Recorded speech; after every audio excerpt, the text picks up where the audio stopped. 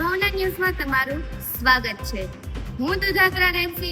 ચાલો નિહાળીએ પખવાડિયાના મુખ્ય સમાચાર. ગુજરાતના દરેક જિલ્લામાં લેવાતી સ્વામી વિવેકાનંદ નોલેજ પરીક્ષામાં અમારી શાળાના ધોરણ 9માં અભ્યાસ કરતો વિદ્યાર્થી ગોહિલ બ્રિજરાજ એ જિલ્લા કક્ષાએ તૃતીય ક્રમ પ્રાપ્ત કરી શાળા અને પરિવારનું ગૌરવ વધાર્યું છે. પરીક્ષાલક્ષી સમાચાર. અત્યાર સુધી ચલાવેલું ફરીથી પુનરાવર્તન થાય અને બાળકોનો શૈક્ષણિક પાયો પાકો થાય તે માટે શાળા દ્વારા ત્રિમાસિક કસોટીનું આયોજન કરવામાં આવેલું, જેમાં વિદ્યાર્થીઓએ પૂરી મહેનત અને ધગશ સાથે પેપરો આપ્યા અને પોતાના ભવિષ્યને મજબૂત કરવા પ્રયત્ન કર્યા. શાળા પરિવાર પણ તેમના સહયોગને આવકારે છે. એટલે કહેવાય છે, સૌ ભણે સૌ આગળ વધે. નાના બાળકો માટે ખુશખબર.